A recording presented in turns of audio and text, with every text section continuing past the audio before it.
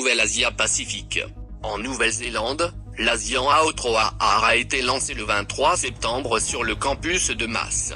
Puis en Corée du Sud, la question du service militaire des BTS a relancé le débat. Aux Philippines, une émission de télévision philippine promeut les droits des LGBT.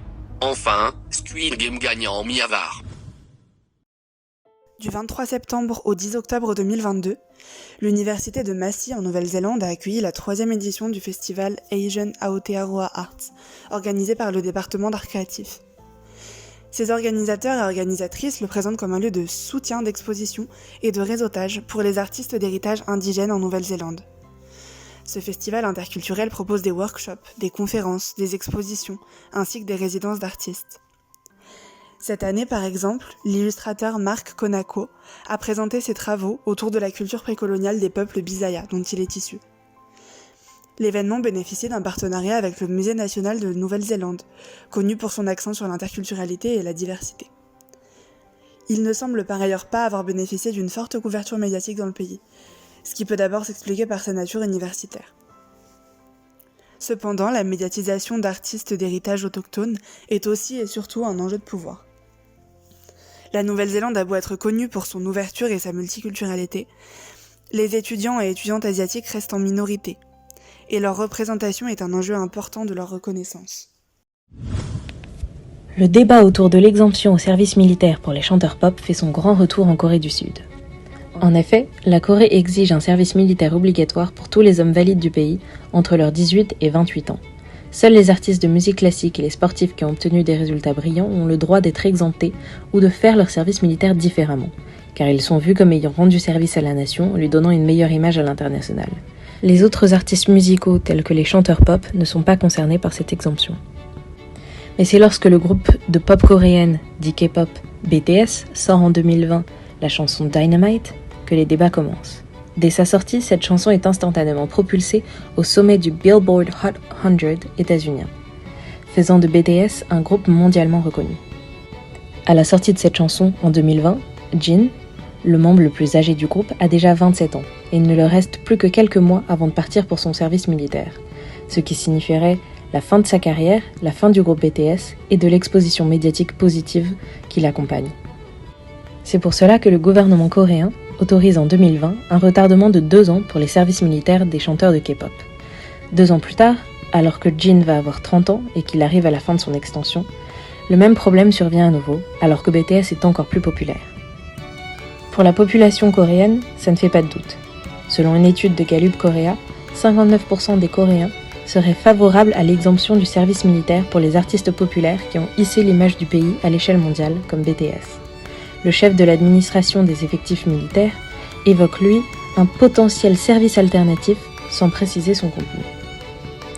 Les autorités sont tiraillées entre le besoin de montrer force et sévérité et le succès gigantesque de BTS qui s'arrêterait net si les membres partaient au service militaire. Le gouvernement se laisse jusqu'au 4 décembre, anniversaire de Jin, pour prendre une décision. Lorsque Drag Race Philippines a été annoncé il y a plus d'un an, l'excitation était palpable. Des milliers de personnes se sont senties accueillies et représentées par l'émission.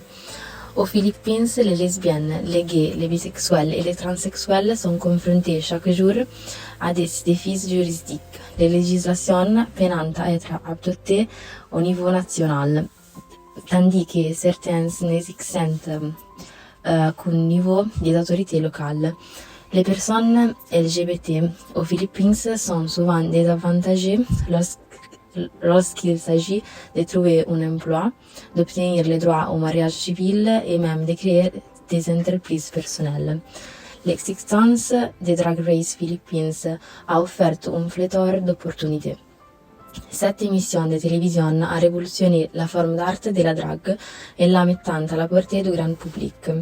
Plus qu'une simple mise en valeur de la culture et de l'art philippines auprès d'un public mondial, la série pourrait servir de porte d'entrée à l'humanisation de l'homosexualité et de la vie des homosexuels, même dans les provinces les plus reculées, tout en contribuant à faire de la drague une source de revenus viable pour les artistes.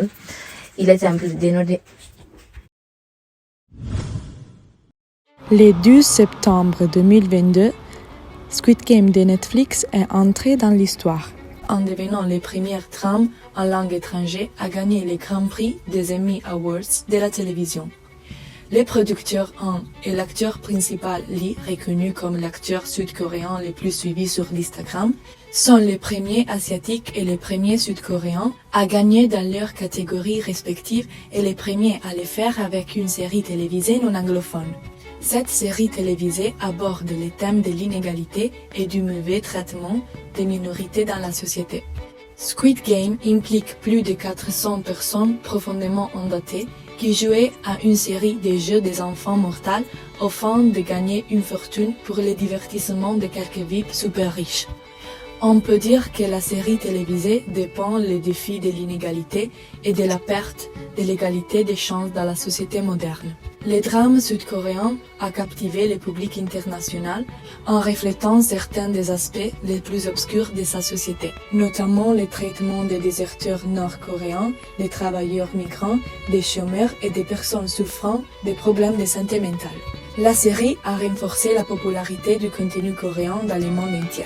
L'effet Squid Game a également fait passer les prix d'une sucrerie bon marché, autrefois très populaire, d'environ 0,84 $ à un peu moins de 6 $. De plus, dans le monde des médias sociaux, les gens postaient des TikTok en essayant de résoudre les jeux des bonbons, ou des posts demandant où trouver les bonbons. On retrouve également l'influence de cette série télévisée dans le monde du cosplay. Les personnes déguisées en garde dans leur combinaison rosée, les frontmen avec son masque géométrique et son manteau noir, les participants dans leur combinaison bleu-vert avec leurs cheveux hirsutes et leurs blessures dues au stress du jeu, et bien sûr l'énorme poupée chantante avec les yeux grands ouverts.